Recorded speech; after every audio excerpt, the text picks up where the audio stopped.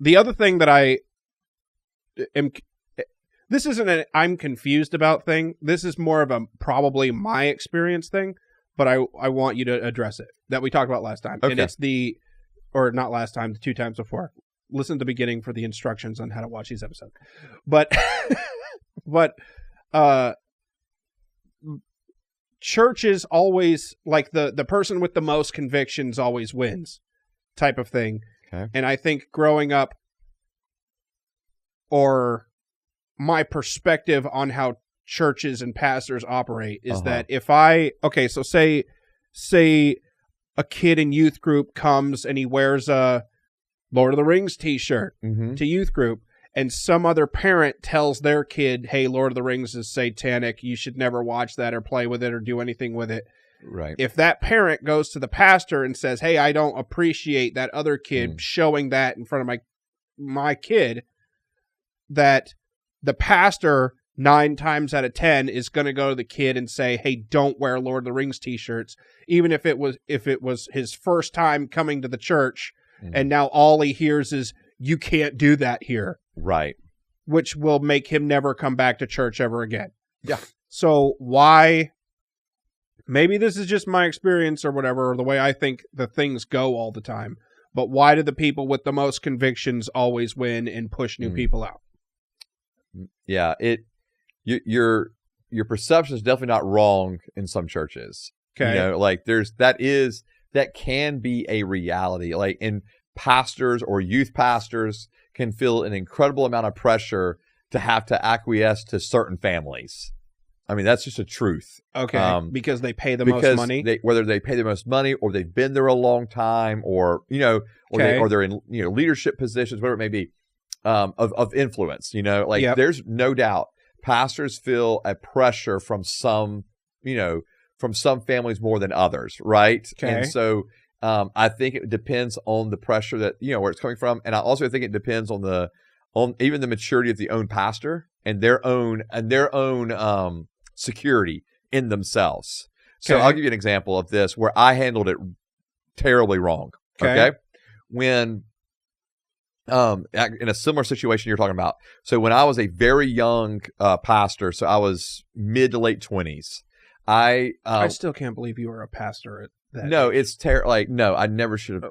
What? I mean, I say never. I feel like this is really the Lord, but dude, I don't know. It's too young. It's too young. It's too young. Like, my wife and I actually talk about it. You don't know anything. No, like my wife and I talk about how I just skipped steps. There's a reason you should be an associate pastor for a while, right? To learn and to grow and to mature, not just in what you're doing as a pastor, but just in life.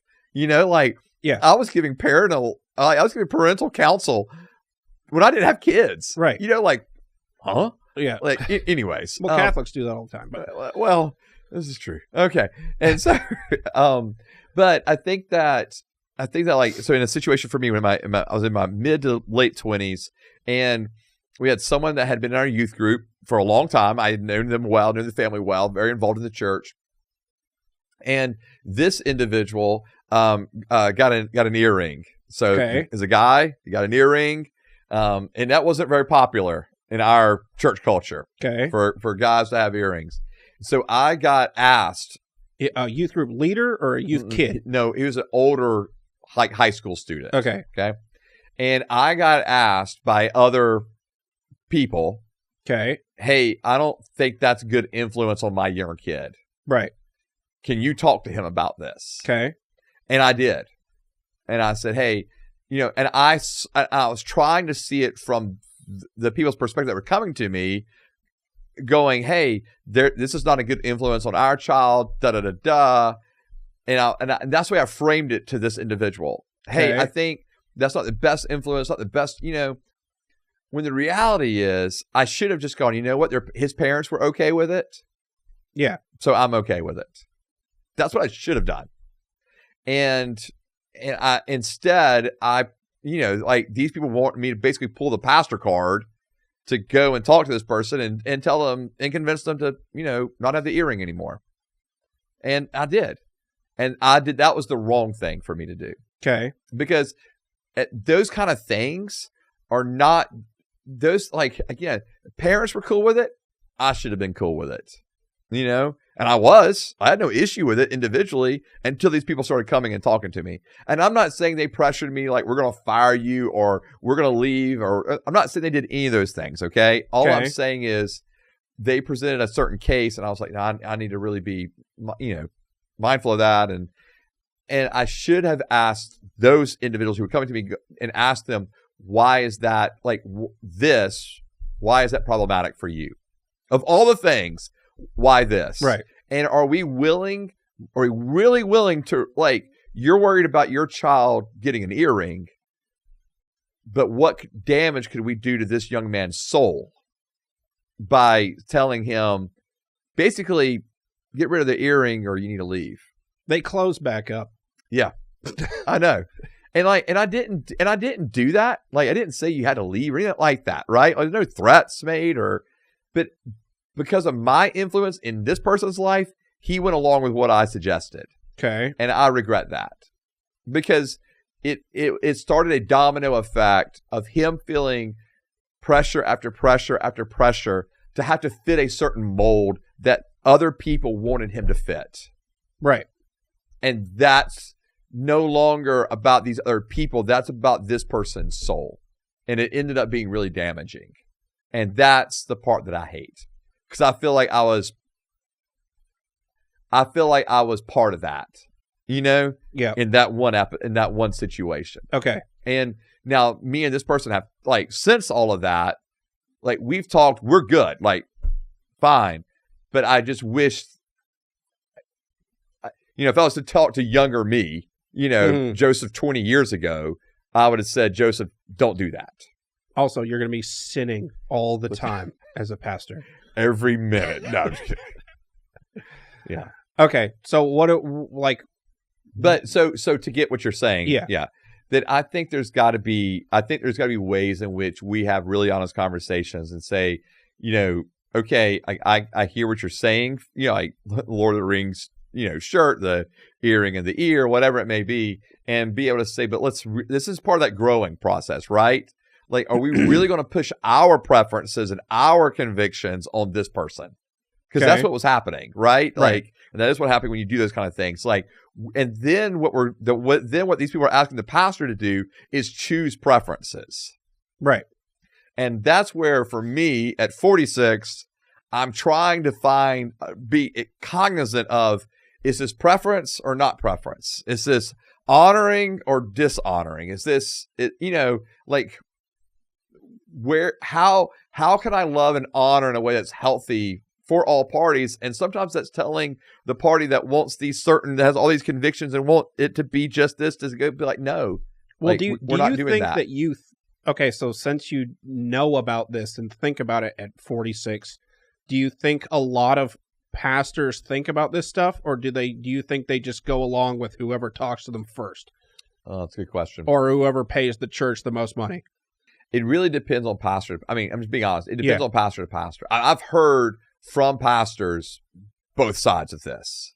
Okay. Like, I've heard the pastor that has said, I don't necessarily maybe even love this, but man, if we lose this family, we're financially not going to make it. Really? Yeah. And then I've also heard from the pastor that said, I don't know how we're going to make it financially, but I can't go along with what they're asking me to do. So I've heard it from both sides. So there's people out there that don't even have, they don't even care if I have a earring in. They just want control over the pastor and the church. So they come to you and say, hey, I don't like this person that does this. And they want the control. Yes. There are absolutely... Has that happened to you before? There are absolutely people that want control. Yeah. So again... Can you talk about it? Yeah. When I was a younger pastor. Okay. And again, I think it's easier when people thought they could manipulate you. Correct. Okay. Correct. You shouldn't have been a pastor. I don't think anyone should in their 20s, And so now... This person's, they basically were like, hey, we're going to really help y'all out financially. Okay. We were a small church plant. Okay. And we weren't doing terrible, but we weren't doing great financially. We were just kind of making it, And they were like, hey, we're going to really help you out financially. In exchange, I want the opportunity to speak sometimes when there's things I want to say. Right. And I told them no. And they left, and I say left, they were kind of like toes in. Yeah. Now we're going to walk away. So I need it all up front. Right. Right. I need one. Yeah. This check better be huge. No, I'm just like, and so I think that, so even then though, like even in my 20s, I was willing to say no to something so extreme as that. Yeah. And that's kind of an extreme thing, right? Like that's pretty upfront. Like, because he could just come say, hey, everything Joseph said last week is BS. Here's the real sermon. Yeah. Yeah. Yeah. I mean, so but that's what I'm kind of, you get into like the idea of control, right? Yeah. Right. And so then I think there's others that do it in a much more subtle way. Okay. But still want the control. Okay. You know, and that's where you have the behind the scenes, you know, they're going around, you know, telling people Joseph won't do this, or, you know, Joseph, you know, is this way or whatever, right? Mm. Instead of just coming directly to me, right. You know, or they may have come directly to me. I said, nah, and then they're going to still do that. Right. So I think that, I think for me, I've had people try to pressure me in some ways, but I think that's like the clearest example that I can think of. There's been another example, but it was, I'd gotten older. And so even though I was young to this person, I was more secure in myself. Okay. And was able, and now that I wasn't secure at that previous point, that was just blatant and kind of crazy, you know, but there's another one that was like, you could definitely tell they still wanted control. And they thought because of the age differential, they could have that with me. And I was just like, no, we're not doing that. Okay. You know, but I was very secure where I think these are kind of, I have these two examples in my head that are more blatant. I think there are others that did try to use their age in particular and maybe not money as much, but definitely age as a way of going, hey, we can help you, you know, if you kind of go along with us, you know, right. Okay. Or, hey, this is actually the best way that this needs to be handled. And I was again, as a young pastor, you're just trying to make, I was just trying to make everybody happy, you know, like I'm a young church planner, and I didn't realize the impact that was going to take on me mentally of just going, and then you've told 5 old rich people that you're going to do whatever they want. Right. And they all want different things. Right. Yeah. And so you're just like, at some point, you're like, uh-oh. But Mr. Johnson wants me. Okay. So, you know, and I think that was like, when you're a small church planner, you're just trying to make it, right? You're just trying. Yeah. It's like the idea of losing families. You're like, man, I don't want to lose any families. So then you become like, okay, like you just try to please everybody. And what I learned was, in doing that, you please nobody, right? Yeah. Like when you try to please everybody, you please nobody. And so I've learned from that. But those were reasons why I shouldn't have been a pastor in my early a senior pastor in my early 20s. So, okay, well, all of these questions come from a point of, from my perspective, of a point of not wanting to put any barriers in between new people coming to church. Okay. And that's where all of my questioning comes from. Okay. Not because I want to get away with whatever I want and do whatever I want in front of people. I have been the person on that end of things a lot, and it sucks, and it makes you not want to come. And so when people talk about church attendance is down in America, this is what I think about. Gotcha. That's the point. Okay. Yeah, and I think it's definitely one of the reasons. It's not the only reason, but it is one of the reasons. I know it's not the only reason, but to me, this has happened so many times. I'm just like, well, yeah, I get it. Yeah. I wouldn't want to go somewhere where I find out someone has an issue with me every time I come. Gotcha. Does that make sense? Sure. For stupid things that no one can understand or explain why they have an issue with it. Right. Or they just sound crazy. You know what I mean? Yeah. I mean, we're always going to have the crazy people. Like those people exist. Yeah. Right. But I agree with you. Like, no, and I'm with you. Like, I want the tent to be as broad as possible, right? Without obviously without violating biblical ethics and morals, right? Like, we're clear on that. But those people can come in. They just need to know that what they're doing 100%, is sin. 100%. So I feel like I didn't make that clear in the first episode. So like 100%. Like, okay, like for example, if we have a couple that comes to our church and they're gay, okay, right?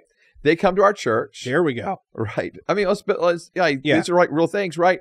They come to our church, and they're a couple, and I have no problem at all, zero, with them coming to our church, right? Right. Now, they'll understand that we have a position that's going to be doctrinally different than their own, right? That we're going to believe something that's different than what they believe in. But like, and man, if they're not trying to push an agenda or, like that, they just really legitimately want to just come and be and know and learn and grow and be in the community. Like, come on, like, you're welcome. Yeah. So like even the lines that are obviously very clear for me that I go, biblically, marriage is between one man and one woman, right? And I teach that, I preach it. I don't knock people over the heads with it. I don't, like it's in our statement of faith. Statement of whatever. Yes, yeah. It's in our statement of faith. On our, the statement of faith, we have a whole section called gender, sexuality, and marriage. Where we're very upfront with where we believe, and at the same time, an individual or a couple that come and and they're in a same-sex relationship with somebody. Come on. Like, honestly, come and be. And so, and again, as long as there's not like a pushing, trying to force an agenda or push something that is different than what that we already stand on, I'm good. Right. I want you to come and learn about Jesus, learn about the gospel, learn about his word, learn what it looks like to be in, the context of a church family that is trying to follow Jesus, right? I want you to come to, why wouldn't I want you to come be there? And so, even in those areas where we make very clear, delineations of what is sin or not sin, man, I still want the tent to be as broad as possible, right? Much less for people that have, tattoos or earrings or, right. or whatever, right? The preference stuff, or come walking in and they're wearing flip flops with shorts, Well, we have people that wear shorts on Sunday morning, so come on, whatever, But like, I'm offended by that. Are you? Yeah, you're a sinner. I know. Here we go. And so, I know. I'm just going to be that's what I'm going to do. I'm going to be offended about every little thing, and I'm going to let you know every week, and then I'm going to turn you into a hellbound pastor. Because I'm so offended by everything that you're just sitting constantly. Yeah, I know. It's like it's like the person that this has happened since I was a youth pastor, right? But you've always got the person that's like, hey, if they don't come dressed, with the coat and the tie, they're not wearing their Sunday best. They don't really need to be here. Like, or we need to help teach them how to dress for church.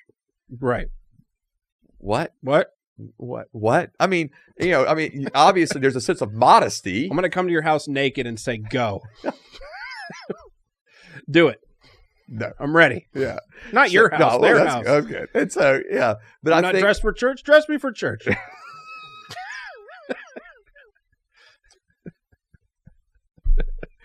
I'll give you their address when their podcast is over. All right. So, but, I've had people like this since I was a youth leader. And, I remember being told, like, even as like a youth pastor, you need to be wearing a suit. Right. You need to be wearing a suit. And, to youth group. Yeah.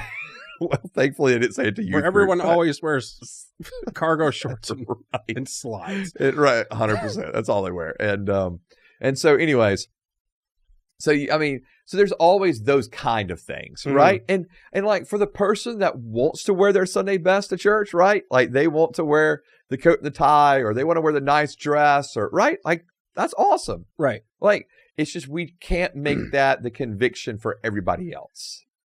That's the kind of the point.